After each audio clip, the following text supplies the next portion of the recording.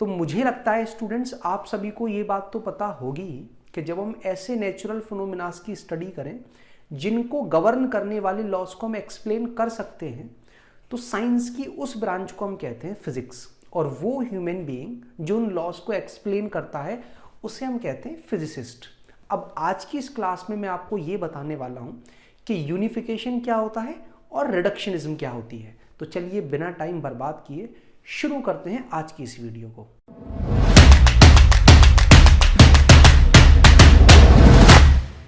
अब चलिए स्टूडेंट्स, मैं आपको एक एक करके यूनिफिकेशन और रिडक्शनिज्म के बारे में बताता हूँ। सबसे पहले मैं आपको बताना चाहूँगा यूनिफिकेशन के बारे में। तो आपने एक चीज़ नोटिस की होगी कि अलग अलग नेचुरल फिनोमिना को एक्सप्लेन करने के लिए हमें अलग अलग मैथमेटिकल फॉर्मूला या कहीं अलग अलग इक्वेशन की रिक्वायरमेंट होती है। इलेक्ट्रिसिटी के अगर रूल्स को हम एक्सप्लेन करना चाहते हैं तो अलग लॉज हैं, मैग्नेटिज्म के लिए अलग लॉज हैं, ग्रेविटी के लिए अलग हैं, मतलब हर चैप्टर में हम अलग अलग मैथमेटिकल फॉर्मूले देखते हैं। लेकिन हमेशा से फिजिसिस्ट का मानना ये रहा है कि अगर गॉड जैसा कोई पर्सन इस पूरे यूनिवर्स को चला रहा है तो उसको एक ही इक्वेशन पर चला रहा होगा। अब वो एक इक्वेशन क्या है वो अभी तक हम सर्च नहीं कर पाए हैं। ऐसा हम कह कैसे सकते हैं कि आपने देखा होगा कि सारे के सारे प्लैनेट्स सन के अराउंड एलिप्टिकल ऑर्बिट्स में घूमते हैं। बिल्कुल इसी तरह से सबसे छोटा वो पार्टिकल जिससे मिलकर के हर चीज बनी है, जिसे हम कहते हैं एटम, उसके अंदर भी इलेक्ट्रॉन प्लैनेट्स की तरह ही न्यूक्लियस के चारों तरफ एक एलिप्टिकल पाथ में रिवॉल्व कर रहे होते हैं। तो हमें बिल्कुल ऐसा लगता है कि इलेक्ट्रॉन का रिवॉल्यूशन न्यूक्लियस के अराउंड और प्लैनेट्स का रिवॉल्यूशन सन के अराउंड सिमिलर है। और प्लैनेट्स की तरह ही ये जो स्टार्स हैं वो गैलेक्सी के सेंटर के अराउंड रिवॉल्व करते हैं। अब फिजिसिस्ट चाहते क्या हैं कि अगर दो फिजिक्स की ब्रांचों को अलग अलग लॉज एक्सप्लेन कर रहे हैं तो एक सिंगल इक्वेशन बनाई जाए जिससे वो दोनों ब्रांचेस एक्सप्लेन कर दी जाएं। और कोशिश तो फिजिसिस्ट की ये होती है कि एक ऐसी इक्वेशन बनाई जाए जिससे इलेक्ट्रिसिटी, मैग्नेटिज्म, ग्रेविटी, जितनी भी ब्रांचेस ऑफ फिजिक्स है उन सभी को एक्सप्लेन किया जाए। हालांकि ये मुश्किल है लेकिन फिजिसिस्ट चाहते ही हैं। तो यूनिफिकेशन की आप डेफिनेशन क्या लिखोगे? जब भी हम एक ऐसी मैथमेटिकल इक्वेशन बनाएं जिसमें हम फिजिक्स की कुछ ब्रांचेस को एक दूसरे से इंटरलेट करें, that process is called unification. तो आपने शुरुआती क्लासेस में पढ़ा होगा मास कंजर्वेशन, कि मास को ना तो हम क्रिएट कर सकते हैं ना ही हम मास को डिस्ट्रॉय कर सकते हैं, लेकिन मास को एक फॉर्म से दूसरी फॉर्म में कन्वर्ट किया जा सकता है। इसी तरह से आपने पढ़ा होगा एनर्जी कंजर्वेशन, कि एनर्जी को ना क्रिएट किया जा सकता है ना डिस्ट्रॉय किया जा सकता है, उसको भी एक फॉर्म से दूसरी फॉर्म में कन्वर्ट किया जा सकता है। अब मास कंजर्वेशन अलग है, एनर्जी कंजर्वेशन अलग है। अब जैसे ही आइंस्टाइन ने अपनी मास एनर्जी इक्वेशन दी जो कहती क्या है कि E is equals to mc², ये इक्वेशन हमें क्या बताती है कि मास को क्रिएट भी किया जा सकता है, मास को डिस्ट्रॉय भी किया जा सकता है।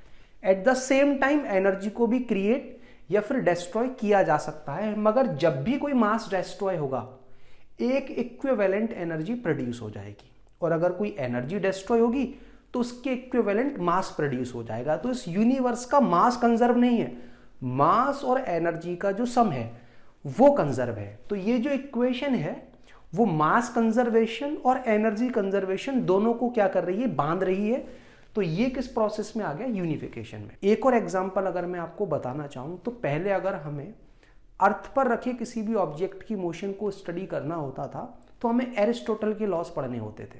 वही एरिस्टोटल जिसने ये बताया था कि किसी भी ऑब्जेक्ट को मोशन में बनाए रखने के लिए हमें उस पर एक कॉन्टिन्यूअस फोर्स लगाना होता है।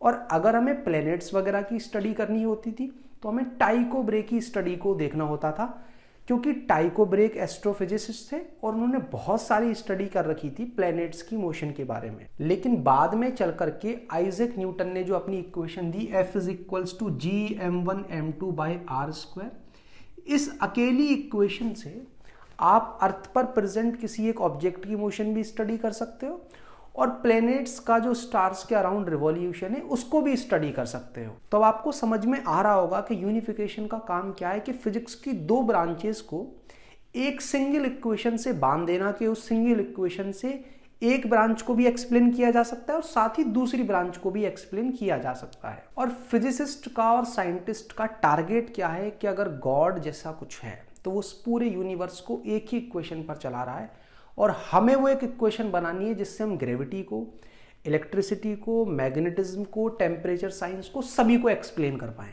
अब चलिए मैं आपको ये समझाता हूं कि रिडक्शनिज्म क्या होता है।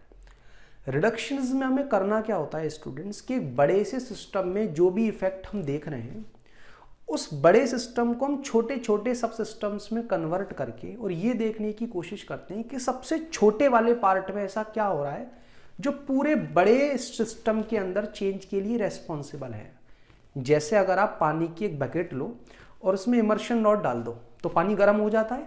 तो ये तो हो गया मैक्रोस्कोपिक लेवल पर चीजें आपको दिख रही हैं कि पानी गर्म हो रहा है।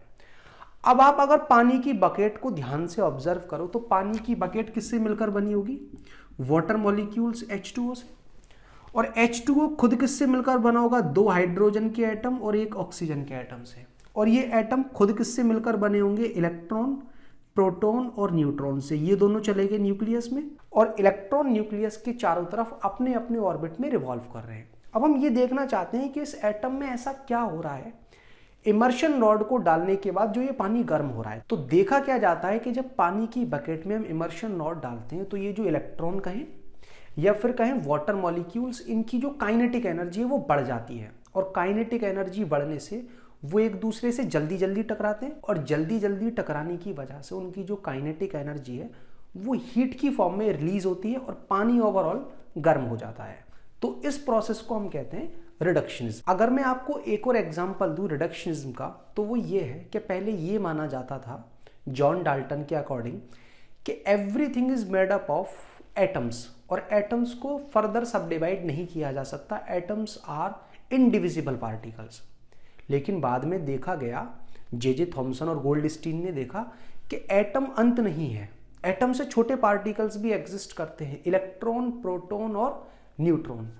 प्रोटॉन और न्यूट्रॉन न्यूक्लियस के अंदर है और इलेक्ट्रॉन उसके चारों तरफ घूम रहे हैं।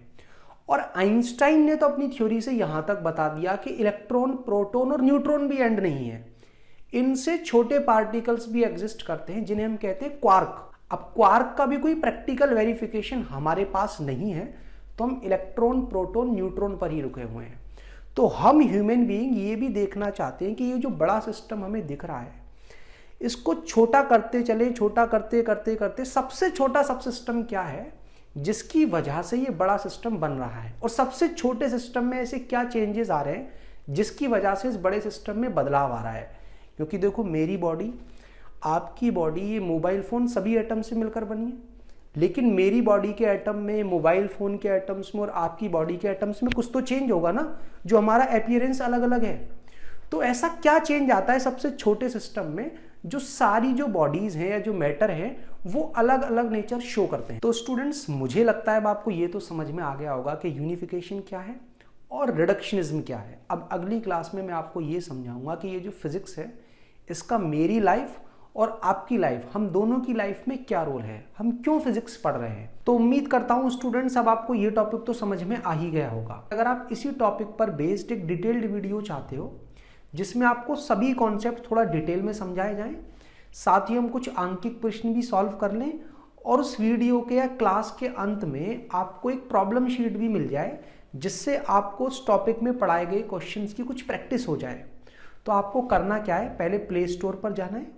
प्ले स्टोर पर जाने के बाद वहाँ टाइप करना है फिजिक्स बाय सर्वेश अहमद, और ये जो हमारा ऐप है इसको आपको डाउनलोड कर लेना है। डाउनलोड करने के बाद जैसे आप स्टोर वाले सेक्शन में जाओगे तो स्टोर वाले सेक्शन में आप जिस भी चैप्टर से रिलेटेड और जो भी टॉपिक पढ़ना चाहते हो उसको पढ़ सकते हो और साथ ही प्रॉब्लम शीट भी डाउनलोड कर सकते हो।